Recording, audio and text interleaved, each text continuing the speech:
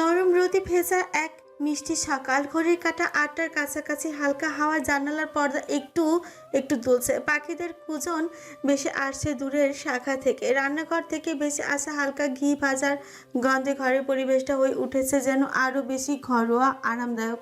শ্রাবণের ঘরে তখন একটু হুলস্থুল দশা। আজ খুব সকাল সকালে ওঠার কথা ছিল তার, তবে গতরাতে ধারার হাতে চা খেয়ে আর রাতে ঘুমোতে পারেনি। এখন গোসল সেরে ভেজা চুলে তোয়ালে জড়িয়ে আয়নার সামনে দাঁড়িয়ে দ্রুত চিরুনি চালাচ্ছে। চোখে মুখে পানি দিয়ে আবার আয়নায় তাকালো শ্রাবণ। কিছু একটা মনে পড়তে মুখ কুচকে বলল, ধুর, আরেকটা পাঞ্জাবি ছিল না? আলমারি দরজা খুলে হাসে খুঁজে বের করলো একটা হালকা সবুজ পাঞ্জাবি, ব্যাগে ঢুকিয়ে নিল। তারপর বিছানায় রাখা কালো রঙের পাঞ্জাবিটা খপ করে পরেও ফেললো। তখনও হাতে তোয়ালে ঝুলে আছে কাঁধে। ঘরের একপাশে রাখা ব্যাগটা খুলে দ্রুত মোজা, ঘড়ি, ফোন, চার্জার আর ছোট একটা পারফিউম ঢুকিয়ে নিল। নিজের কফির কাপটা টেবিলে পড়ে আছে, আধ খাওয়া, কিন্তু এখন সময় নেই আর এক চুমুকও খাওয়ার। সে জানে গ্রামের গাড়িটা একবার বেরিয়ে গেলে আর পাওয়া যাবে না। বারান্দা দিয়ে বেরিয়ে যাবার আগে একবার চারপাশে তাকে নিঃশ্বাস নিল। এই মিষ্টি সকালের গন্ধটা যেন সারা শরীরে মেখিয়ে নিল শ্রাবণ। তার সত্যি ভীষণ চিন্তা হচ্ছে, অকারণে অস্বস্তি অনুভব করছে শ্রাবণ। প্রথমত তাকে ধারার সাথে স্বামীর পরিচয় যেতে হচ্ছে। সোজা ভাষায় বললে সে শ্বশুর বাড়ি যাচ্ছে। আবার ধারার সাথেও সম্পর্ক স্বাভাবিক না, যদিও কোনো সমস্যা নেই তাদের মাঝে, তবে আর পাঁচটা দম্পতির মতো স্বাভাবিক হতো না। শ্রাবণ আর দেরি করলো না, হাতের ব্যাগটা নিয়ে ঘরের হাতল লাগিয়ে বেরিয়ে পড়ল। নিচে আসতে তড়িঘড়ি করে এগিয়ে আসতেই দেখা গেল সালমা বেগমকে। তিনি একটা বয়ামে কৌটা লাগাতে লাগাতে আঁচল সামলে এসে বয়ামটা শ্রাবণের ব্যাগে ঢুকিয়ে দিতে দিতে বলল, নারিকেলের নাড়ু বানিয়েছিলাম, অল্প কিছু নিয়ে যা, সবাইকে দিয়ে খাবি। শ্রাবণ ব্যাগটা একটু টেনে ধরলো যাতে বয়ামটা ভালোভাবে বসে। তারপর হালকা বিরক্ত মুখেও গলার স্বরটা নরম হয়ে এলো, মা, তুমি না এসব না দিলেই পারতে। শুধু শুধু ব্যাগে বয়ে নিয়ে যাব। কি খাবে এত মিষ্টি জিনিস? সালমা বেগম এবার চোখ কুঁচকে তাকালেন। বেশি কথা বলিস না তো, তোর বউয়ের চাচাতো ভাই বোন আছে না ওখানে? ছোটরা তো খাবে আর বড়রাও খাবে। তোর কথা ভেবে যদি নাই খায়, তোর মায়ের মুখ চেয়ে খাবে। গাধা একটা। আর ধারাও খায় এগুলো। শ্রাবণ মুখ ঘুরিয়ে দীর্ঘশ্বাস ফেলল। না জানি আর কি কি দেখতে হবে। সালমা বেগম এবার ছেলের পাঞ্জাবির কলারটা একটু টেনে ঠিক করে দিতে দিতে বললেন, শোন বাবা, গ্রামে গিয়ে ঝগড়া করবি না কিন্তু। মেয়েটা অনেক শান্ত। তার চোখের দিকে তাকালেই বুঝবি ও তোকে নিয়ে কত কেয়ার করে। সব মেয়ে একটু ঘর বাঁধার স্বপ্ন দেখে, আর তুই? মা, শ্রাবণ এবার বিরক্ত গলায় আটকেই দিল। বারবার একই কথা শুনতে ভালো লাগছে না তার। সালমা বেগম থেমে গেলেন, কিছু না বলে শুধু হাতটা একবার ছেলের মাথায় বুলিয়ে দিলেন। আল্লাহ রক্ষা করুক, সাবধানে যাস, ফোনটা অন রাখিস আর ওর দিকে খেয়াল রাখিস।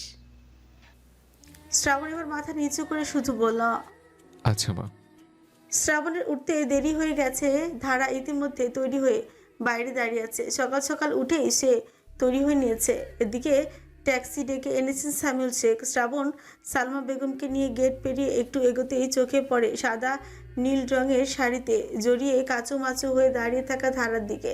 চোখে কাজল, চুলগুলো আজ খোলা, গায়ে হালকা শাড়িটা সকালের রোদ্রের সাথে মিশে এক অদ্ভুত আলো ছড়াচ্ছে। মেয়েটার দিকে এক সেকেন্ড তাকিয়ে থাকতে ওর চোখে তার চোখের সাথে আটকে গেল। দুজনে চোখ, কিন্তু চোখের ভিতর যেন অজানা কথা। শ্রাবণ কিছুটা থমকে গেল। আবারও শাড়ি পরেছে মেয়েটা, কি দরকার ছিল? অবশ্য এখন একটু বুবু লাগছে মেয়েটাকে। এরই মধ্যে শ্রাবণ এক পলক আবিষ্কার করে ফেললো, শাড়ি পরলে মেয়েটাকে মোটে পিচ্ছি মনে হয় না, 21 বছরের নারী মনে হয়। দীর্ঘশ্বাস ফেলে এগিয়ে আসলো শ্রাবণ। দেখলো মাঝারি আকারে একটা ব্যাগ নিয়েছে ধারা। শ্রাবণ নিজের তার সাথে সেটাও ট্যাক্সিতে তুলে দিয়ে ঠিকঠাক করলো। এরপর পেছনের দরজা খুলে ধারাকে উঠতে ইশারা করলো। ধারা সামিউল শেখ আর সালমা বেগমকে সালাম করে দোয়া নিল। আঁচল ঠিক করে গুছিয়ে গাড়িতে উঠে বসলো। সামিউল এবার ছেলের দিকে তাকিয়ে সতর্কতার দৃষ্টিতে বললেন, আমানতের খেয়ানত করা মহাপাপ, কথাটা মনে রেখো। ধারা এখন তোমার দায়িত্ব, তাই তুমি মানো আর নাই মানো, স্বামী হিসেবে ওর দিকে খেয়াল করাটাও একটা দায়িত্বের মধ্যে পড়ে। দেখে রাখবে ওকে, খেয়াল রাখবে, সাবধানে থেকো। শ্রাবণ অসহায় চোখে তাকালো নিজের বাবার দিকে। এক সেকেন্ডের জন্য মনে হলো ধারাই স্যামুয়েল শেখের মেয়ে। যাক, কি আর করার। তবে স্যামুয়েল শেখের কথা মিথ্যে নয়। তাই আর কিছু না ভেবে সে উঠে বসলো। দরজা বন্ধ হলো, চাকা ঘুরলো। গ্রাম এখন দূরে নয়। বাসে উঠে পড়লে 4 থেকে 5 ঘন্টার মতো সময় লাগবে পৌঁছতে। কিন্তু তার চেয়েও বড় প্রশ্ন, এই যাত্রায় কি ওরা দুজনই একটু কাছাকাছি আসবে? গাড়ির ভেতরটা এখনো বেশ নীরব। জানালার পাশে বসে ধারা গা ঘেঁষে বসেনি, মাঝখানে ইচ্ছাকৃতভাবে একটুখানি ফাঁকা রেখেছে। শ্রাবণও যেন সেই ব্যবধানটুকু অক্ষত রেখেছে নিজের মতো করে। কিন্তু তাদের মাঝখানে অদৃশ্যভাবে ভাসছে একরাশ প্রশ্ন, অস্বস্তি আর না বলা কিছু অনুভব। রাস্তার দুপাশে ধীরে ধীরে পাল্টাতে থাকা দৃশ্যের দিকে তাকিয়ে ধারা একটু চুপচাপ। কখনো দূরে ল্যাম্পপোস্ট, কখনো ফুটপাতের উপর থাকা হকাররা, কখনো বা হাইওয়ে ছোট ছোট দোকান দেখে একটা দীর্ঘশ্বাস ফেলে শ্রাবণ পাশ থেকে চোখের কোণে মেয়েটার সেই হালকা সাদার ছায়াটা টের পায়। তারা সত্যি চেষ্টা করছে, অন্তত নিজের জায়গা থেকে চুপ করে থাকলো। এই যাত্রাটা যেন সহজ নয়, সেই চেষ্টাটুকুই করছে। হঠাৎ শ্রাবণ ফোনটা বের করে ট্যাপ করতেই একটা না ঝনঝনে রিং বেজে উঠল। ফোনটা কানে দিয়েই বলল, হ্যালো, হ্যাঁ মনিরা, আমরা রওনা দিয়েছি, সময় মতো পৌঁছে যাবো ইনশাআল্লাহ। ঠিক আছে, তুমি ঠিকঠাক কাজগুলো করে ফেলো। ধারা তাকায় না, কিন্তু বোঝে হয়তো অফিসের কাউকে কল দিয়েছে শ্রাবণ, তাই চুপ থাকে। ফোনটা রেখে একটুখানি গলা খাকারি দেয় শ্রাবণ। তারপর জানলার বাইরের দিকে তাকিয়েই বলল, খারাপ লাগছে? ধারা ধীরে চোখ তুলে তাকায়, ঠোঁটের কোণে এক টুকরো মৃদু হাসি ফুটে ওঠে। না, আমি জার্নিতে একটু একটু অভ্যস্ত। শ্রাবণ এবার ওর দিকে তাকিয়ে বলল, আজকে মনে হয় রাস্তায় জ্যাম থাকবে না, আর এমন হলে 5 ঘন্টার মধ্যেই পৌঁছে যাবে ইনশাআল্লাহ। ধারা একটু ঘাড় নামিয়ে হাসে, তারপর সাহস করে জিজ্ঞেস করে ফেলল, আপনি খুব বিরক্ত হচ্ছেন না তো এসব আয়োজন দেখে? শ্রাবণ এবার একটুখানি থেমে ওর দিকে তাকায়, তারপর ধীরে মাথা নাড়ে। না মানে, হ্যাঁ আগে হচ্ছিলাম, এখন আসলে কিছু বুঝতে পারছি না। তবে গ্রামে আমার একটা বন্ধু আছে, নাম মনে হয় শুনেছ, সাদিক। তার সাথে প্রায় 7 বছর পর দেখা হবে, এই জন্য একটু এক্সাইটেড। ধারা চোখ বড় বড় করে তাকায়, মুখে এক ঝলক সত্যিকারের আগ্রহের ছায়া। 7 বছর? ওনার সাথে আগে কোথায় ছিলেন? কলেজে? শ্রাবণ হালকা হেসে মাথা নাড়ল। হ্যাঁ, কলেজ থেকেই বন্ধুত্ব, তারপর আলাদা হয়ে গেছিলাম। আমি ঢাকায়, ও গ্রামের দিকেই ছিল সবসময়। যোগাযোগ ছিল দুর্লভ, তবে ওই আমাকে বারবার বলেছে একবার যেন গ্রামে যাই। এ যাওয়া যদি না হতো হয়তো আর হতো না। ধারা এবার জানালার বাইরে তাকায়, রাস্তার পাশে ছুটে চলা পাথরের গুঁড়ি আর গাছপালাগুলোর মাঝে চোখ রাখে, তারপর হালকা গলায় বলে, বন্ধুরা আসলে এমনই হয়, ওরা চাইলেই টেনে রাখে, না হলে আমরা তো সবাই ব্যস্ত হয়ে হারিয়ে যাই নিজেদের ভেতর। শ্রাবণ এবার একটু নরম স্বরে জিজ্ঞেস করল, তোমার খুব কাছের কেউ আছে, মানে যাদের সাথে নিয়মিত যোগাযোগ হয়? ধারা চোখ নামিয়ে নিয়ে কিছুক্ষণ চুপ করে থাকে, তারপর বলে, ওই যে একজন ছিল, আমার ছোটবেলার বান্ধবী জান্নাতি, ও ছাড়া আর কেউ নেই তেমন। আমি একটু কম কথা বলি তো, তেমন কেউ মিশতেও চায় না আমার সাথে। এদিকে বিয়ে হয়েছে জান্নাতির, তাই এরপর একটু যেন ছেকে গেল সম্পর্কটা। হয়তো আমি নিজেই তেমনটা করে ফেলেছি। আরও দুজন ছিল, কিন্তু এখন শুধু জান্নাতিই আছে বলা যায়। বাকি সবাই আলগা হয়ে গেছে আমার সময়ের সাথে সাথে। শ্রাবণ ধীরে ধীরে নিঃশ্বাস ফেল। সময়ের সাথে সবকিছু বদলে যায়, তাই না? আমরা যেমন আগে ছিলাম আলাদা, অচেনা, আর এখন তার কথা জমে গেল। ধারা তার দিকে তাকায় না, কিন্তু একটা চাপা গলার কাঁপুনি যেন শ্রাবণের কণ্ঠে ধরা পড়ে। এখন ধারা আস্তে প্রশ্ন করলো। শ্রাবণ কিছুক্ষণ চুপ থেকে বলল, এখন আমরা একসাথে যাচ্ছি, আর এর মাঝেও অনেক কিছু একসাথে বোঝার চেষ্টা করছে। এটা কি কম বড় ব্যাপার?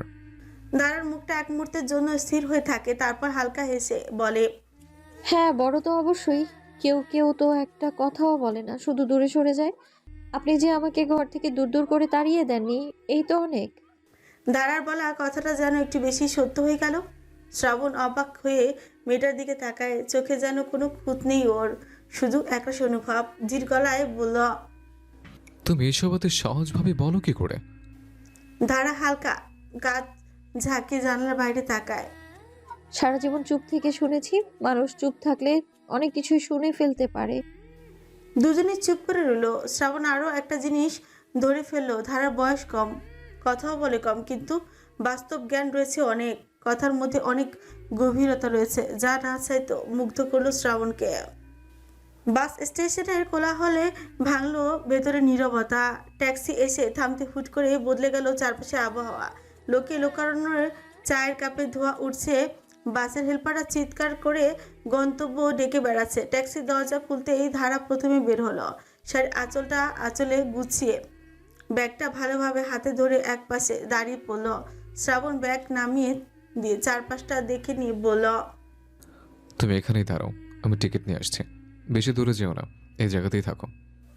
ধারা মাথা নেড়ে সম্মতি জানায়, কিছু না বলে চুপচাপ দাঁড়িয়ে থাকে। একটু দূরে ছায়া পড়ে আছে স্টেশনের একটা গাছের নিচে, সেখানেই ঠায় দাঁড়িয়ে সে। শ্রাবণ এবার দ্রুত পা চালিয়ে বাস কাউন্টারের দিকে এগিয়ে যায়, পেছন ফিরে একবার তাকায়। ধারা ঠিক সেই জায়গাতেই দাঁড়িয়ে, ব্যাগ হাতে, শাড়ির কুচিটা হাওয়ায় একটু নড়ছে, চোখে কোনো অস্থিরতা নেই, শুধু একটা স্বাভাবিক স্থিরতা। শ্রাবণে মনে হয় এই মেয়েটাকে সত্যি কোথাও হারিয়ে ফেলার ভয় হয় না ওর, বরং ওর এমন দাঁড়িয়ে থাকাটাই আশ্বাস দেয়, থাকবো পাশে, শুধু বলো কোথাও দাঁড়িয়ে থাকতে হবে। মুচকি হাসলো শ্রাবণ, নিজেকে অভিভাবক মনে হচ্ছে তার। এই ভেবেই সে আবার মুখ ঘুরিয়ে টিকিটের লাইনে দাঁড়িয়ে যায়। 2-3 জন রয়েছে। ধারা আগ্রহের সাথে আশেপাশে তাকালো। সত্যি বলতে ঢাকা শহরে যেন কত মানুষ রয়েছে সেটা এইসব স্টেশনে আসলে বোঝা যায়। আর সবচেয়ে বড় কথা, ঢাকার অধিকাংশ মানুষই দেশের অন্যান্য জায়গা থেকে এসেছে, তাই বছরের বিশেষ দিনগুলোতে ছাড়াও প্রায় সব দিনই ভিড়ে পা ফেলার জন্য জায়গা থাকে না জায়গাগুলোতে। হুট করে ধারা পাশে তাকে দেখলো ছোট্ট একটা ফুলের দোকান। অনেক যাত্রীরা শখের বসে ফুলের মালা কিনছে।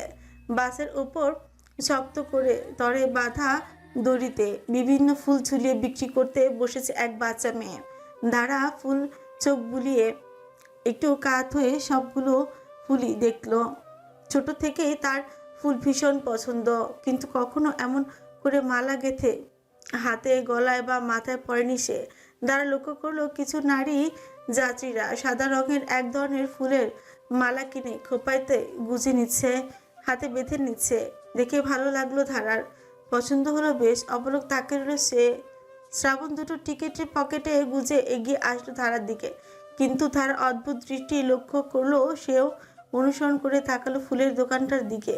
ফ্রিকুচকে আবারও ধারার দিকে চোখ ফেরাতে সে প্রতিবারের মতো নাম না ধরেই ডেকে উঠল। এই মেয়ে, শুনছো? ধারা সম্বিত ফিরে পেল, চমকে বলল। হুম। শ্রাবণ এবার ফুলের দোকানটার দিকে চোখ রাখে আবারও ধারার দিকে তাকিয়ে বলল। কি দেখছিলে? ধারা আবারও তাকালো ওদিকে। সাদা রঙের ওই ফুলের মালাগুলো একসাথে গুচ্ছ করে রাখা হয়েছে। শ্রাবণের প্রশ্নের জবাব না দিয়ে সেদিকে তর্জনী তাক করে ধারা সরল মনে জিজ্ঞেস করল। ওগুলো কি ফুল, নাম কি? শ্রাবণ একবার সরু চোখে সেদিকে তাকালো, এরপর বলল। মনে হয় বেলি ফুল, বেলি ফুলের মালা ওগুলো। ধারা আঙুল নামালেও ভাবলো গ্রামে তো বেলি ফুল দেখছে এসে, কিন্তু সেগুলো তো সুন্দর করে মালা বানানো যায় তো জানতোই না। ধারা মুগ্ধ হলো, মুখে ছোট্ট করে বলল। ও ভীষণ সুন্দর। শ্রাবণ ছোটে সূক্ষ্ম রেখা টেনে নরম কণ্ঠে বলল। তুমি নিতে চাও? কিনে দেবো? ধারা আবারও সেদিকে তাকিয়ে ঠোঁট কামড়ে কিছু একটা ভাবলো, এরপর মিনমিন করে জিজ্ঞেস করলো। কত দাম হতে পারে এগুলোর? শ্রাবণ এক মুহূর্ত চুপ করে দাঁড়িয়ে রইল। ধারার মুখের ওই শিশুলোক কথাগুলো, কৌতূহল আর সংযত আগ্রহটা চোখ এড়িয়ে গেল না। সত্যি বলতে ওর প্রশ্নের ভিতরে লুকিয়ে থাকা এক টুকরো লজ্জা, এক টুকরো সংকোচ, একটা অদ্ভুত কোমলতায় ভরে দিল শ্রাবণের বুক। হৃদয় কাঁপলো শ্রাবণের। মেয়েটা কি তাকে ভয় পাচ্ছে? তার টাকা খরচ করতে হবে বলে কি সংকোচ করছে? শ্রাবণ আর কিছু বলল না, শুধু গভীর চোখে একবার মেয়েটার মুখের দিকে তাকালো, যেন সেই চোখে লেখা আছে কত অজস্র অপূর্ণ চাওয়া, বলার মতো না বলা কথা। তারপর একটু সময় না নিয়ে সে ঘুরে সোজা এগিয়ে গেল ফুলের দোকানের দিকে। দাঁড়া প্রথমে কিছু বুঝতে না পেরে চুপ করেই রইল। তারপর যখন বুঝলো সে কিনতে যাচ্ছে, একটু দৌড়ে কাছে গিয়ে বলল, না না, আমি তো এমনি জিজ্ঞেস করছিলাম, লাগবে না সত্যি। ফুল দিয়ে আর কি করব আমি? শ্রাবণ এক পলক ওর দিকে তাকিয়ে আবারও হাত ধরে টেনে আগের জায়গায় দাঁড় করিয়ে কঠোর গলায় বলল, চুপচাপ এখানে দাঁড়াও, আসছি আমি। বলে আবার ওইদিকে গেল শ্রাবণ। দোকানি মেয়েটার হাতে 100 টাকার একটা নোট দিল আর বেছে নিল দুটো ছোট্ট খাসা সুগন্ধি বেলি ফুলের মালা। দোকানি মেয়েটা বলে উঠল, মালা তো 40 টাকা কইরা ভাইজান, আমার কাছে তো খুচরা 20 টাকা নাই। শ্রাবণ ফুলের মালা দুটো হাতে নিল, মুখে বলল, রেখে দাও, লাগবে না। তারপর ধীরে ধারার দিকে ফিরে এসে হাত বাড়িয়ে ওর দিকে এগিয়ে দিল মালাটা। ধারা চোখ পিটপিট করে তাকালো। শ্রাবণ তাড়া দেয়, তাড়াতাড়ি নাও, মাথায় পড়তে না ছেলে হাতে বাঁধো, আমরা তো বাস মিস করে ফেলবো। নাও, দ্রুত নাও। ধারা চুপ করে দাঁড়িয়ে রইল। মালাটা হাতে নিতে নিতে ওর ঠোঁট নরম একটা হাসি ফুটল। তবে সেটা শুধু মুখে নয়, চোখে, কপালে, পুরো মুখাব জুড়ে ছিল একরকম অভিভূত হওয়ার প্রকাশ, যেন পৃথিবীর সবচেয়ে সুন্দর জিনিসটা হঠাৎ করে কেউ হাতে তুলে দিয়েছে। ধারা ধীর গলায় বলল, ধন্যবাদ। শ্রাবণ শব্দহীন হাসলো। ধারা তাকিয়ে রইল কিছুক্ষণ, তারপর নরম করে বেলি মালাটা হাতের তালুর কাছে রাখলো। এরপর পরে কোথাও একটা রাখবে সেটা ভাবতে থাকলো। আর শ্রাবণের চোখ তখন অন্যদিকে, কিন্তু মন ছিল মালাটা হাতে নেয়া ওই মেয়েটার মৃদু মুগ্ধ হাসির ভিতর। বাস স্ট্যান্ডের কোলাহলে একটা নীরব মুহূর্তের জন্ম হলো দুজন মানুষের মাঝখানে। শ্রাবণের বন্ধু সাদিকের স্বভাব শ্রাবণের ঠিক উল্টো। যেখানে পেটের ভেতর বোমা ফাটালো শ্রাবণের মুখ থেকে অপ্রয়োজনীয় কথা বের করা দুঃসাধ্য, সেখানে সাদিকের মুখে কেউ টেপ মেরে রাখলো ফুটন্ত পপকর্নের মতো বুলি ফুটতে থাকে তার মুখে। কি বলে না বলে সেটা বড় কথা নয় তার কাছে, কিন্তু কথা বলতেই হবে, এই আর কি। আর বাচাল সাদিক যখন খোঁজ পেল যে জিগরি দোস্ত শ্রাবণ গ্রামের দিকে রওনা হয়েছে, তখনই অনেক কষ্টে বিভিন্ন বন্ধুদের সাহায্য নিয়ে জোগাড় করে ফেলেছে শ্রাবণের নাম্বারটা। এতদিন নাম্বার সাথেই ছিল, কিন্তু গত বছরে ফোন পুকুরে পড়ে যাওয়ায় নষ্ট হয়ে যায় আর সেভ করা সব নাম্বারও হারিয়ে যায়। তাই অনেক দিন যোগাযোগের বাইরেই ছিল তারা। আপাতত গোবর পরিষ্কার করে সাদিক এসে বসে পড়ল পুকুর পাড়ে। এক হাতে কপালে ঘাম মুছে কল দিল শ্রাবণের নাম্বারে। এইমাত্র বাসে উঠেছে শ্রাবণ। সিট খুঁজে ধারাকে জানলার পাশে বসিয়ে সেও বসলো। সাথে সাথে পকেটে ফোনটা বাজতে শুরু করলো। লকারে দুটো ব্যাগের জায়গা হয়নি, তাই ধারার ব্যাগটা নিজের সাথে রাখলো শ্রাবণ। সিটের নিচে ঠিকঠাক গুছিয়ে রেখে পকেটে ঝংকার তুলে বাজতে থাকা কলটা ধরল সে। অপরিচিত নাম্বার বলে স্বভাবশীল ভঙ্গিতে বলল, কে বলছেন? উৎফুল্ল চিত্তে চেঁচিয়ে উঠল সাদেক। বন্ধু, কেমন আছো দোস্ত? শহুরে মানুষ হয়ে আমাকে ভুলে গেছো নাকি? হ্যাঁ শোনো, তবলা বাজে ধিক ধিক, আমি হলাম তোমার বন্ধু সাদিক। শ্রাবণ কানে ফোন ধরে মুহূর্তখানিক চুপ করে রইল। সেই চেনা নামটা শুনে যেটা বিশ্বাসই করতে একটু সময় লাগলো তার। তারপর ছোচের কোণে একটু একটু নরম হাসি ফুটিয়ে উঠল সে ধরনের হাসি যা খুব কাছের কাউকে অনেকদিন পর শুনলে হয়। গলায় খুশির আবরণ রেখে শান্ত ভঙ্গিতে কিরমির করে বলল, শালা তুই এখনো বদলালি না, এরকমই আছিস তাই না? চেঁচাতে চেঁচাতে কথা শুরু করিস। ওপাশে হু হা করে হেসে উঠল সাদিক। আর কি করব, তোকে তো ধরাই যাচ্ছিল না। শেষমেশ মিঠুন, মাসুদ, নাইম সবার থেকে ঘুরে ঘুরে তোর নাম্বার জোগাড় করতে হলো। এই শোন না, শুনেছি তুই আজ গ্রামে আসছিস, তাই নিজে থেকে না বললে আমি আগেই হানা দিচ্ছি দোস্ত। শ্রাবণ একটু হেসে বলল, হ্যাঁ, রওনা দিয়েছে, এখনই সবাই বাস ছাড়লো। তোর খোঁজ ভালো লাগলো সাদিক, অনেকদিন হয়ে গেছে না? 7 বছর 6 মাস 3 দিন আর 5 ঘন্টা। সাদিক দারুণ নাটকীয় ভঙ্গিতে বলল, মনে হচ্ছে বিষয়টা নিয়ে ভালোই সিরিয়াস। দাঁড়া জানলার কাছে পাশে বসে একটু কৌতূহলী চোখে শ্রাবণের দিকে তাকালো। ওর হাসির শব্দে বোঝা গেল শ্রাবণ ঘনিষ্ঠ কোনো কারোর সাথে কথা বলছে। শ্রাবণ কথা বলতে বলতে সাদিককে জিজ্ঞেস করলো, এখন কোথায় আছিস? গ্রামেই তো? হ্যাঁ, গ্রামে। দুপুরে তুই পৌঁছানোর কথা, তাই দুপুরের ভাত খাবি আমার হাতেই রাখা। না না, ভয় পাবি না, রাত্রে শিখেছি রে ভাই। পেট মোটা করার দায়িত্ব আমার। তবে একটা কথা বলি, তোর জন্য সারপ্রাইজ রেডি করে রেখেছি। সাদিক বলল। শ্রাবণ শ্রীকুচকে বলল, কি সারপ্রাইজ? সেটা তো বললে আর সারপ্রাইজ থাকে না রে বেটা। খিকি করে হাসে সাদিক। এপাশে নীরবে শ্রাবণও হাসলো। ভালোই লাগছে তার। এই একমাত্র বন্ধু সাদিকই প্রথম থেকে আজ পর্যন্ত বন্ধুত্বের মর্যাদা রেখেছে। এজন্য তাদের সম্পর্ক একদম ভাইয়ের মতো। শ্রাবণ মাথা নাড়ে ধীর কণ্ঠে বলে, ঠিক আছে, আসছে। দেখা হলেই সব শোধ নেই তোর কাছ থেকে। কিছু একটা মনে করতে সাদিক জিজ্ঞেস করে বসলো। ও হ্যাঁ, ভালো কথা। তুই নাকি রহিম চাচার মেয়েকে বিয়ে করছস? শ্রাবণ এক মুহূর্তে চুপ করে থেকে চোখ সরিয়ে তাকালো জানালার বাইরের দিকে। তারপর একটু গলা খাকারি দিয়ে বলল, হ্যাঁ, এ বিষয়ে পরে কথা বলি। এখন কিছুক্ষণ বাসে একটু বিশ্রাম নিতে চাই। দেখা হলে অনেক কথা হবে। সাদিক এসে বলল। ঠিক আছে, বিশ্রাম নে, কিন্তু সাবধানে আসিস। শ্রাবণ থেমে যায়। একটু চাপা হাসি ঠোঁটে রেখে কলচা কেচে ফেলে। ধারা তখনও পাশে বসে নিশ্চুপ, কিন্তু বুঝে গেছে সেদিনের সেই ছেলেটা যে পুকুরে জুতা ডুবিয়ে মাছ ধরার স্বপ্ন দেখত, সে এখনো কোথাও হারায়নি। শুধু সময় আর বাস্তবতার পরতে পরতে খানিকটা গম্ভীর হয়ে গেছে।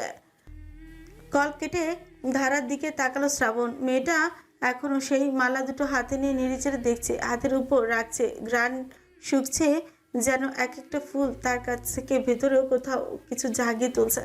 শ্রাবণ কিছুক্ষণ তাকিয়ে রইল, তারপর নিঃশ্বাস ফেলে পকেট থেকে ফোনটা বের করলো। স্ক্রিনে চোখ রেখে কী সব টাইপ করতে লাগলো। হয়তো কারো মেসেজের উত্তর, বা হয়তো কোনো নোট লিখছে চুপে চুপে, ঠিক যেমনটা সে মাঝে মাঝে করে। এই ফাঁকে জানলার কাজটা সরিয়ে দিল। বাইরের দমকা হাওয়া বাতাসের চুল এলোমেলো করে দিচ্ছে তার। ওর চোখে মুখে বাতাসের আদর লেগে আছে। ধারা চোখ বুজে একটু নিঃশ্বাস টেনে নিল। মালার ঘ্রাণ আর বাইরের বাতাস মিলেমিশে অদ্ভুত শান্তি এনে দিল। হঠাৎ সে অনুভব করলো কেউ তাকিয়ে আছে। চোখ মেলে দেখলো শ্রাবণ তাকিয়ে আছে নিঃশব্দে।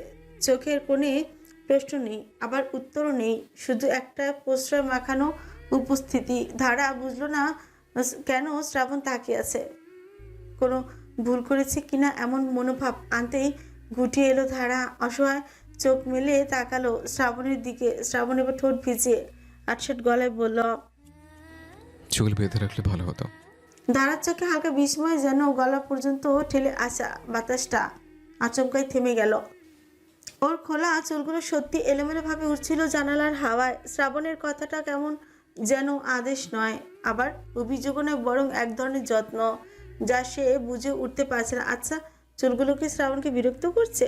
করতেই পারে, বাতাসে তো বাধ্য থাকে না চুল। ধারা চট করে মুখ ফিরিয়ে জানলার দিকে তাকালো, আবার যেন নিজের প্রতিফলন দেখতে চায় কাছে। কয়েক সেকেন্ড চুপচাপ কাছে, তারপর ধারা নিঃশব্দে ব্যাগ থেকে একটা ছোট্ট ক্লিপ বের করে আনলো। মাথা নামিয়ে ধীরে ধীরে চুলগুলো এক করে গুজে নিল ক্লিপে। কিছু বলো না, শুধু জানলার দিকে তাকিয়ে রইল। হাওয়াটা এবার তার মুখে লাগছে, কিন্তু চুলগুলো আর উঠছে না। শ্রাবণ এবার চোখ সরিয়ে আলো জানলার বাইরে তাকালো। ওর মুখে হালকা এক সান্ত্বনাজনক শান্তি, যেন কিছু ঠিকঠাক হয়ে গেল। কারণ ধারার খোলা চুলগুলো আসলে উড়ে এসে শ্রাবণের ফোনে স্ক্রিনে পড়ছিল। কিছুক্ষণ পর শ্রাবণ আস্তে করে বলল, কিছু খাবে? তোমার জন্য ব্যাগে কেক, পাউরুটি, জুস নিয়ে এসছে। খেতে পেয়েছে? ধারা আস্তে করে বলল। খাবো না। শ্রাবণ এক কোণে ঠোঁট তুলে বলল, এখন অবশ্য অনেক রাস্তা বাকি। খাবো না বললে তো হবে না। 1 ঘন্টা পরেই খেতে পাবে। খেতে পেলে বলবে। আপাতত পানি খাও। বলে ব্যাগ থেকে পানির বোতল বের করে ধারার হাতে ধরিয়ে দিল শ্রাবণ। ধারা চুপ, একবার মালার দিকে তাকালো, একবার পানির বোতলের দিকে, তারপর শ্রাবণের দিকে। একটা খুব হালকা হাসি ছুঁয়ে গেল তার ঠোঁটের কোণে। বাতাস এখনো বইছে, দুজনের মাঝখানে অদৃশ্য কিছু কথা বয়ে নিয়ে যাচ্ছে। গাড়ি তখন হাইওয়ের শেষ প্রান্তে উঠে এসেছে। দূরে সবুজ আর কুয়াশার মাঝে ভেসে উঠেছে গ্রামের ছায়া, খেজুর গাছ, ছোট ছোট পুকুর। একটা ধীর গতি সম্পর্কের ভীত গাথা শুরু হয়েছে, হয়তো খুব নীরবে, খুব ক্ষীণভাবে, কিন্তু তবু শুরু তো। 2 ঘন্টা পেরিয়ে গেছে, বাস এখনো চলমান, কিন্তু গন্তব্যের ধীরে ধীরে চলছে। শ্রাবণ কানে ইয়ারফোন গুঁজে একটা মুভি দেখতে শুরু করেছিল। কানে ইয়ারফোন, চোখে মুভির ফ্রেম, বাইরের জগৎ যেন বিলীন হয়ে গেছে, করে দিয়েছে, নিজের জগতে হারিয়ে গিয়েছে। আর ফলস্বরূপ সে ভুলে গিয়েছিল পাশে কেউ আছে। নিজের মতো করে খুবই মনোযোগ দিয়ে মুভি দেখতে থাকা শ্রাবণ হুট করে অনুভব করলো তার কাঁধে এক অদ্ভুত ভার। এরকম মোলায়েম কিন্তু পুরোপুরি সতর্ক করে দেওয়ার মতন। ভারটা অনুভব করতেই পাশে ফিরিয়ে দেখলো ধারার মাথাটা তার কাঁধে এসে পড়েছে। বেকায়দায় ঘুমিয়ে পড়েছে মেয়েটা। সে এক মুহূর্তে থমকে গেল। ধারার মাথাটা নিঃশব্দে তার কাঁধ থেকে হেলান দিয়েছে। সত্যি ঘুমিয়ে গেছে মেয়েটা, বিকেলে অদ্ভুত একটা নির্ভরতায়। ধীরে সুস্থে কান থেকে ইয়ারফোন খুলে এলো শ্রাবণ। পাশে তাকিয়ে দৃষ্টি ধীরে হয়ে এলো সেই মেয়েটার দিকে, চেয়ে থেকে বুঝলো এই ঘুমটা কেবল ক্লান্তি নয়, এ যেন একটা ভরসার। মেয়েটা নিজের অজান্তেই তার পাশে একটুখানি আশ্রয় খুঁজে নিয়েছে। শ্রাবণ নড়ল না, নীরবে বসে রইল। মুভি থেমে গেছে। এখন চলন্ত বাসে জানালার বাইরে আলো ছায়ার চেয়েও সুন্দর দৃশ্য তার ডান দিকে ঘুমিয়ে আছে। সে চুপচাপ মেয়েটার চুলগুলোকে একবার দেখলো। হালকা এলোমেলো বাতাসে উঠছে একটু একটু করে। তারপর মৃদু স্বরে নিজেই মনে ফিসফিস করে বলল, না চাইতেও নিজেকে হাজব্যান্ড বলে মনে হচ্ছে। হলে হোক, কেয়ার করার। হাতের ফোনটা পকেটে ঝুঁকিয়ে রেখে ধারা ঘাড়ে হাত দিয়ে মাথাটা ঠিক করে রাখলো শ্রাবণ। তবে নিজের কাঁধ থেকে সরল না, আঁচল ঠিকঠাক করে দিয়ে মন মতো ঘুমানোর ব্যবস্থাই করে দিল। নিজেও একটু চোখ বুঝলো। গাড়ি তখন শহর ছেড়ে গ্রামমুখী উন্মুক্ত রাস্তায় ঢুকে পড়েছে। খোলা আকাশ, দূরের কুয়াশা আর চারিদিকে সবুজের পারদ। এই নিস্তব্ধতা রাস্তায় শ্রাবণ হঠাৎ বুঝে ফেলে এই মেয়েটা যতই তার কাছে জীবনসঙ্গী হোক না কেন, এখনো ওর উপস্থিতিতে একটু অদ্ভুত শান্তি আছে, একটা ভারসাম্য। শ্রাবণ আর কিছু না বলে আবারও বাইরের দিকে তাকায়, কিন্তু এবার সে বুঝে গেছে এই যাত্রা কেবলমাত্র গন্তব্যের নয়, তাদের মধ্যকার সেই দুরূহ দূরত্বটার দিকেও। করিম সাহেব সম্পর্কে ধারার চাচা অর্থাৎ রহিম সাহেবের ভাই, চাচার সাথে ধারার খুব একটা খারাপ সম্পর্ক ছিল না। করিম সাহেব ধারাকে আদর করতেন খুব। নিজের মেয়ের কণিকা ও ধারার মধ্যে তিনি কখনো পার্থক্য করেননি, কিন্তু বাস্তবতার ভিত্তিতে ধারার চাচি সোহাগী বেগম পছন্দ করেন না ধারাকে, পরিবারের বোঝা মনে করতেন। এমনকি এই কারণেই ধারাকে কাজের মেয়ের মতো বাড়িতে দিনরাত খাটাতেন। ধারার উপর যে গত 7টা বছর ধরে কি অত্যাচার হয়েছে তা আসলে কাউকে বলে বোঝানোর মতো না। এত কিছুর পরও যখন ধারা শহরে গেল, একটা ভালো পরিবারে নিজের স্থান পেল, এই খবর সোহাগী বেগমের কানে যেতেই তিনি আরও বেশি ক্ষিপ্ত হয়ে ওঠেন। হিংসাত্মক মন নিয়ে চলতে শুরু করলেন তিনি। এক মুহূর্তের জন্য আফসোস করলেন কেন তিনি ধারাকে বিয়ে না দিয়ে নিজের মেয়ে কণিকাকেই দিলেন না। তাহলে শহরে গিয়ে হয়তো কণিকাও ভালো থাকতে পারত। এদিকে করিম সাহেব স্বস্তির শ্বাস ফেলছেন। এত বছর পর ধারার জন্য কিছু করতে পেরে শান্তিতে ভরে উঠেছে তার বুক। কিন্তু জামাই সহ ধারা গ্রামে এসেছে, এ নিয়ে তিনি একটুও চিন্তিত। নিশ্চয়ই নিজের স্ত্রীকে ভালো করে চেনেন তিনি, এই কারণে আগে থেকে স্ত্রীকে সতর্কবাণী দিয়ে রেখেছেন যেন কোনো কিছু না করে, অন্তত বাড়িতে মেহমান আসবে তার সামনে যেন মান সম্মানটা বাঁচায়। দুপুরের একটু পরেই গ্রামে এসে পৌঁছেছে শ্রাবণ আর ধারা। গ্রামের রাস্তায় ঢোকার সাথে সাথেই বড় করে শ্বাস নিয়েছে ধারা। মনে হচ্ছে যেন কতগুলো বছর পর আবারও পা রেখেছে নিজের ভিটে মাটিতে। তবে শ্রাবণও যে বিরক্ত হয়েছে তা কিন্তু নয়। করিম সাহেবের বাড়ি মোটামুটি ভালোই বলা চলে, আধা পাকা বাড়ি করেছেন তিনি। তবে দিন দিন কৃষিকাজে ও অবনতির কারণে আর্থিক অবস্থা একটু খারাপ যাচ্ছে তার। তাই ধারাকে এভাবে শহরে বিয়ে দিয়ে পাঠিয়ে দিতে তিনি নাকচ করেননি। মেয়েটাকে দেখাশোনা করার মতো, খাওয়ানোর মতো সামর্থ্যও তার নেই। এদিকে শ্রাবণরা বাড়িতে পৌঁছতেই করিম সাহেব তাদেরকে একটা ঘরে জায়গা করে দিলেন। বেশ গোছগাছ করে রাখা ঘরটা সাজিয়েছে কণিকা। করিম সাহেব বড় মেয়ে কণিকা তাছাড়া আরও দুজন ছোট ভাই আছে তার, সাইম আর লিজান। তাদের বয়স মোটামুটি 9-10 বছরের মতন। কণিকার বয়স 14 বছর। ছোট থেকেই মায়ের পরে সে সর্বদাই ধারাকে ভরসা করে এসেছে। বুবু হিসেবে সম্মানটাও দিয়েছে অনেক। তাই ওরা বাড়িতে ফেরার মাত্র খবর পেয়েই খেলার মাঠ থেকে সাইম লিজান সহ একসাথে ছুটে এসেছে কণিকা। বাড়িতে ঢুকেই রান্নাঘর থেকে সোহাগী বেগমকে উদ্দেশ্য করে কণিকা বলল, মা, বুবু নাকি বাড়িতে আইছে, কই ওরা? সাইম আর লিজানও বড় বোনের দুপাশে থেকে মাথা ঝুঁকিয়ে উকি মারল। তারাও জানতে আগ্রহী।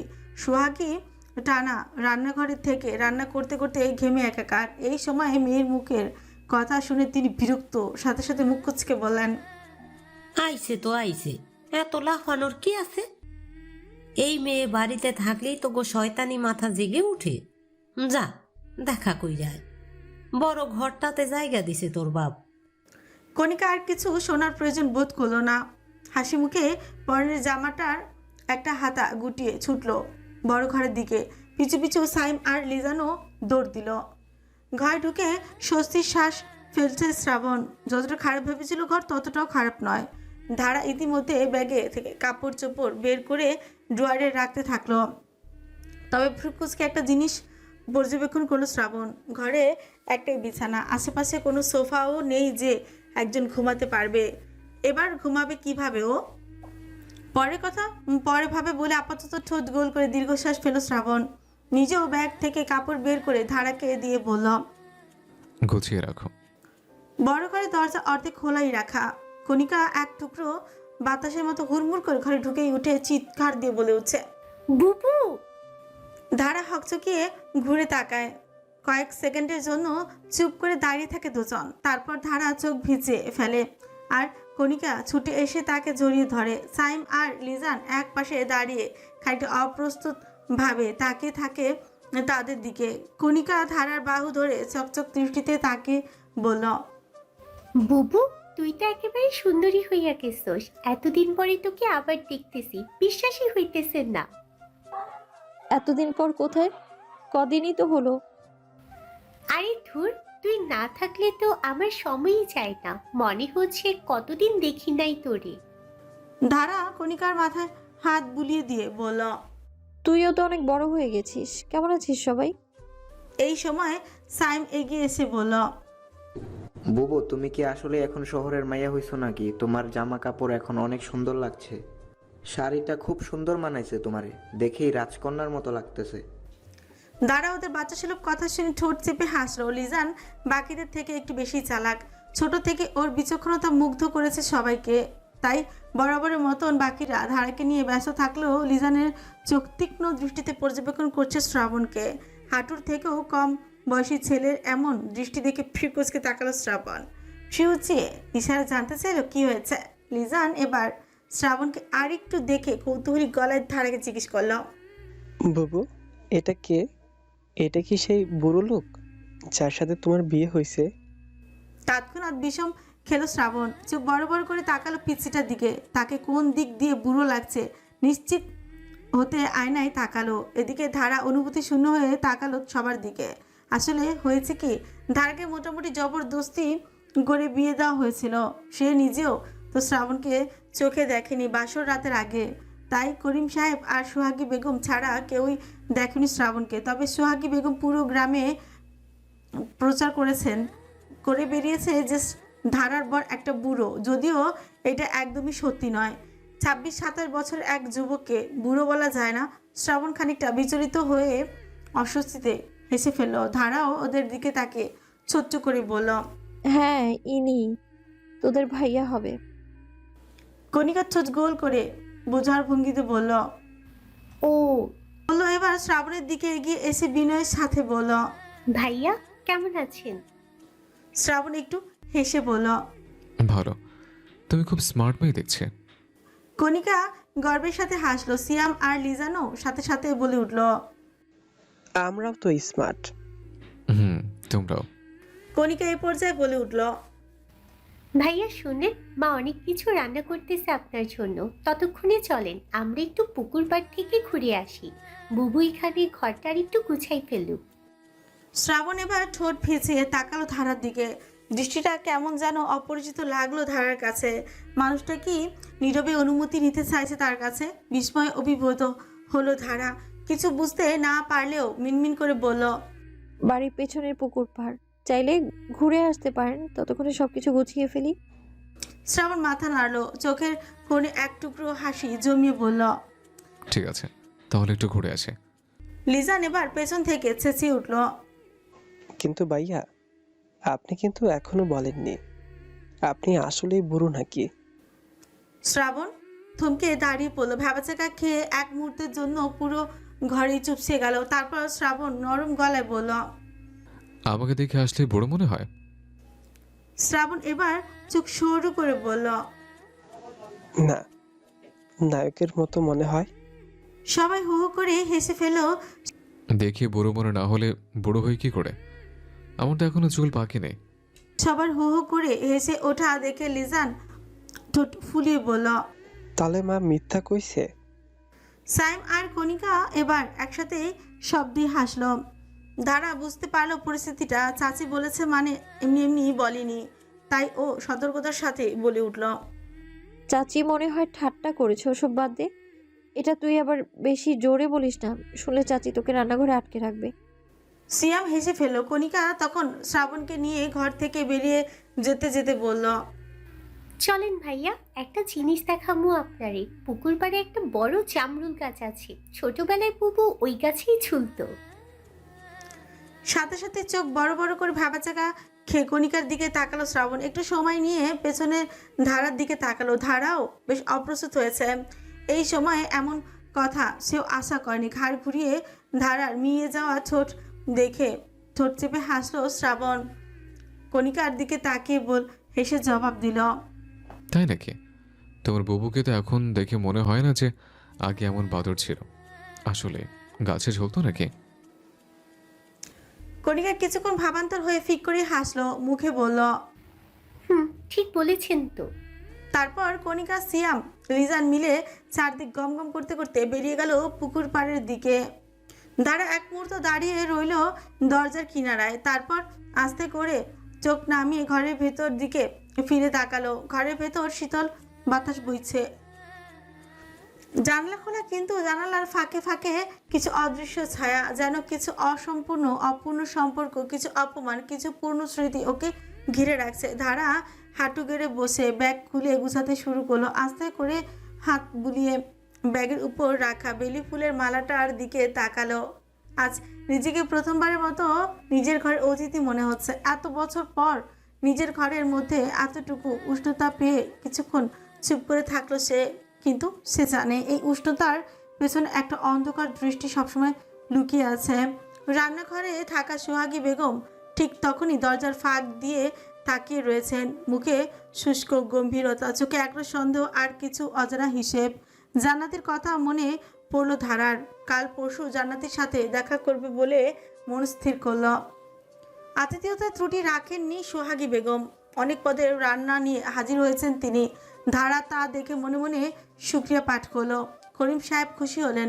বাড়ির বারান্দার মেঝেতে বড় একটা পাত্র বিছিয়ে দিল কণিকা। ধারাও প্লেট গ্লাস গোছাতে সাহায্য করলো। এরই মধ্যে সাদিককে নিয়ে বাড়িতে প্রবেশ করলো শ্রাবণ। কিছু একটা নিয়ে হাসাহাসি করছিল ওরা। পাশে লিজান আর সাইমও আছে। শ্রাবণ সাদিকের দিকে সাথে দেখা করতে গিয়েছিল। করিম সাহেবের কথাতে বাড়িতে নিয়ে এলো এখন। সাদিককে দেখে চেয়ারে বসা করিম সাহেবের মুখ ভরে হাসলেন। এগিয়ে এসে বললেন, আরে সাদিক যে, এতদিন পর এই বাড়িতে পা পড়লো তোর? হ্যাঁ, আসছিস, খুব ভালো করেছিস। আয় দুপুরের খাবারটা খাইয়ে যা। সাদিক শ্রাবণকে পেয়ে আজ মহা খুশি। অনেকদিন পর বন্ধুর সাথে আড্ডা দিচ্ছে ও, তাই শ্রাবণের জোড়াজুড়িতেই এই বাড়িতে আসতে বাধ্য হয়েছে ও। আসলে বাড়িতে না আসার আরেকটা কারণও আছে, সেটা হলো কণিকা। বিষয়টা অবাক করার মতো হলেও সত্যি। মাত্র 14 বছর বয়সী কণিকাকে মনে ধরেছে সাদিকের। এতটুকু মেয়ে যে কিভাবে তার মন চুরি করলো কে জানে। কিন্তু কদিন ধরে সাদিক উপলব্ধি করেছে মেয়েটাকে সে অসম্ভব ভালোবাসে। এতটা ভালোবাসার পরও আজ পর্যন্ত কাউকে সে এই কথা জানাতে পারেনি। এমনকি কণিকাও জানে না সে যে অজান্তেই কারো ঘুম হারাম করে দিয়েছে। কণিকা যদি বয়সে আরেকটু বড় হতো তাহলে সাদিক কোনো সংকোচ ছাড়াই বিয়ের প্রস্তাব দিয়ে বসতো, কিন্তু আপাতত কিছুই করার নেই তার। এদিকে কণিকাকে চোখের সামনে বারবার দেখলেও ভীষণ কষ্ট হয় ওর, বারবার মনের কথা প্রকাশ করতে ইচ্ছে হয়, দুর্বল হয়ে যায়। তাই এতদিন ধরে এই বাড়ি থেকে দূরে আছে সাদিক, না হলে প্রায়ই যাওয়া আসা করতো সে। করিম সাহেব শ্রাবণের সাথে সাদিককেও নিজে হাতে টেনে নিয়ে এলেন বারান্দায়, পাটি বিছানো জায়গাটায়। আয় আয় বস, তোর বন্ধুর বিয়েতে দাওয়াত খাইতে পারলাম না রে, আজকে আয় একটু তৃপ্তি করে রাখা। সাদিক ভদ্রভাবে হাসলো, একপাশে বসলো, ওর মুখে স্বাভাবিক ভাব দেখালেও চোখের পাতা কাঁপছে হালকা। কণিকা তখন ধারা আর লিজানের সাথে বসে থালা গুছাচ্ছিল। হঠাৎ চোখ পড়তে সাদিক চুপচাপ কণিকার দিকে তাকিয়ে রইল। মেয়েটা বেশ বদলে গেছে, মাথায় বিনুনি, ঠোঁটে কিশোরী ছিল হাসি, আর কাজের মধ্যে ডুবে থাকা শান্ত স্বভাবটা যেন সাদিকের বুকের ভেতর অনাহুত হাওয়া তুলল। কণিকা তখনও বুঝতেই পারেনি কেউ ওকে এভাবে লক্ষ্য করছে। খুব স্বাভাবিক ভঙ্গিতে সে পানি ঢেলে দিচ্ছে গ্লাসে গ্লাসে। শ্রাবণ খেয়াল করলো বন্ধু চুপচাপ ভাবছা, মাথা একটু কাত করে হেসে বলল, সাদিক, কি রে চুপ করে আছিস যে? কিছু হয়েছে? কোনো সমস্যা? সাদিক অপ্রস্তুত হয়ে বলল, আরে না না, সমস্যা কিসের? এতদিন পর আসলাম তো জায়গাটাই কেমন নতুন লাগছে। করিম সাহেব গম্ভীর মুখে বললেন। সাদিক নতুন না রে বাপ, জায়গা তো সেই পুরান, বড় হইয়া গিয়েছিস তাই দূর দূর লাগতেছে। এই বাড়িতে তোরা সব ছেলেপুরোরা বন্ধুরা এসে খেলাধুলা করতে মনে আছে? মাথা নিচু করে বলল। মনে আছে চাচা, খুব ভালো করেই মনে আছে। এই সময় ধারা এসে কণিকার পাশে বসে প্লেট এগিয়ে দিল। শ্রাবণ আশেপাশে তাকে সতর্ক হলো, এরপর বেশ নিচু স্বরে বলে উঠল। তুমি খাবে না? কথাটা শুনতে পেলেও কণিকাও চমকপ্রদ হয়ে তাকালো। ধারা সবার দিকে এক পলক তাকিয়ে বলল, আপনি খেয়ে নিন, আমি চাচি আর কণিকার সাথেই খাবো। ঠিক আছে। বলল কণিকাও হালকা মাথা নেড়ে। তখন চোখে পড়ে সাদিকের দিকে। অদ্ভুত এক মুহূর্তে দুজনের চোখ মিলে যায়। সাদিক সঙ্গে সঙ্গে চোখ নামিয়ে ফেলে, তার মনটাও কেমন যেন ধাক্কায় খায়, আবার প্রশান্তিও পায়। লিজান আর সায়েম তখনও উদ্ভুতভাবে কথা বলছে। সাদিকের অপ্রস্তুত ভঙ্গিমা দেখে শ্রাবণ মুচকে হাসে নিচু স্বরে সাদিকের কানে বলল, হয়েছেটা কি তোর? এতক্ষণ তো ঠিকঠাক ছিলে, এই বাড়িতে ঢোকার পর থেকেই হাওয়া সব কই গেল? সাদিক কথাটা এড়িয়ে যাওয়ার জন্য দুষ্টু হেসে শ্রাবণের কানের কাছে গিয়ে বলল, তুমি আমার কথা বাদ দাও বন্ধু, নিজের কথা ভাইবো। কাহিনী তো দেখতাছি, তুমি খাবা না? বাপরে, এখনই এত আহ্লাদ, বউ ছাড়া খাইতে মন চায় না? শ্রাবণ সাদিকের কথায় এবার পুরোপুরি অপ্রস্তুতি হয়ে গেল। এক ঝটকায় মুখ ঘুরিয়ে নিল ও গলায় হালকা কাশির ভান এনে প্লেটের দিকে তাকে মনোযোগ দিল, যেন কিছুই হয়নি, কিন্তু গাল দুটো ঠিকই লাল হয়ে উঠেছে। সেটা চাপা পড়লো না। থেমে গিয়ে একবার আর চোখে ধারার দিকে তাকালো শ্রাবণ। ধারা তখন চাচির পাশে বসে কণিকাকেও সহায়তা করছে, কিন্তু মুখের ভেতর একরকম সংযত হাসি লুকিয়ে আছে, যেন ওরাও সব শুনেছে, অথবা অন্তত আন্দাজ করতে পেরেছে। শ্রাবণ পরিস্থিতি স্বাভাবিক রাখতে মিকি হেসে বলল, এসব কথা বলতে এখনো তোর মুখে মানায় সাদিক? তুই কি বল, কবে এমন প্রেমালাপ শিখলে? সাদিক ভেঙচি কেচে বলল, জীবন শেখায় রে ভাই, তবে এইবার কিন্তু তোকে দেখে বুঝতাছি তুইও আর আগের মতো নাই, তোর মধ্যে একটা বদল এসেছে। শ্রাবণ মুখ নামিয়ে নিল, নিঃশব্দে খাবার গুজে নিচ্ছে প্লেটে, কিন্তু মাথার ভেতরে ঘুরপাক খাচ্ছে সাদিকের কথা। এদিকে কণিকা রান্নার হাঁড়ি ঢাকনা তুলে বাবার জন্য কিছু তুলে দিচ্ছিল। হঠাৎ করেই ওর চোখ গেল সাদিকের দিকে। ছেলে চুপচাপ বসে আছে, কিন্তু চোখে একরকম অন্যরকম উজ্জ্বলতা। কণিকা কিছু একটা আন্দাজেই একটুখানি বেশি সময় ধরে তাকিয়ে রইল ওর দিকে। সোহাগী বেগম সেটা খেয়াল করে হালকা ধমকে সুরে বললেন। কণিকা চমকে উঠে দ্রুত বলল, কণিকারে, কি হইল? ঢাকনাটারে ছুরি বানাইয়া পড়বি নাকি? না মা, এই দিতাছি তো। তারপর চুপচাপ হাঁড়ি ঢাকনা রেখে দিল, কিন্তু ওর মনের ভেতর একটা প্রশ্ন কুকড়ে কুকড়ে উঠতে লাগলো। সাদিক ভাইয়া এত চুপ কেন আজকাল? আগে তো কত হাসতো, কথা বলতো, আজ এমন করে তাকালো কেন? কণিকার মনের কৌতূহল বোধহয় শুনতে পেলেন লিজান। পাশ থেকে তখনও গম্ভীর মুখে সাদিককে প্রশ্ন করলো। ভাইয়া তুমি কি অসুস্থ নাকি? এই সরল প্রশ্নে সবাই হেসে ফেললো। শ্রাবণ গলায় একটু রাগ মিশিয়ে বলল, না পেয়েছি নেতা, তোমার ভাইয়ের ব্যবসায় লাল পথে চলছে মনে হয়। সবাই তখন হেসে উঠল, কিন্তু সাদিক একা চুপচাপ থেকে গেল। ওর দৃষ্টিটা একবার খুঁজে ফিরল কণিকাকে, আর কণিকাও ওদের দিকে তাকিয়ে এবার চোখ সরিয়ে নেয়নি। শ্রাবণ এর মধ্যেই ভাতে আঙুল ছালিয়ে বলে উঠল, তুই চাইলে আবার নিয়মিত আসতে পারিস এখানে সাদিক। চাচা একা থেকে সবাইকে নিয়ে, লিজান সাইম ওরাও বড় হচ্ছে, আশেপাশে থাকিস ওদের। সাদিক কিছু না বলে মাথা নিচু করে রাখলো, কেবল পাটির কিনারে আঙুল ছালিয়ে খেলতে থাকলো। ওর চোখে যে গভীর কিছু বাসা বেঁধেছে সেটা বোঝার জন্য আর কিছু দরকার নেই ভেবেই শুধু হাসলো ও মনে মনে ভাবলো, যেদিন কণিকার চোখে একটা ভরসার আভা দেখবো, সেদিন না হয় সব বলেই ফেলবো। সারা জীবনের জন্য তখন পাশে থাকবো। এদিকে কণিকা সোহাগী বেগমের কানে কানে বলে উঠলো। সোহাগী মা, সাদিক ভাইয়া কেমন চুপচাপ না? আগে তো কত কথা বলতো। বেগম মুখ কাচুমাচু করে বলে উঠলেন। বুড়ো হয়ে গেছে বোধ হয়। কণিকাও হেসে ফেললো।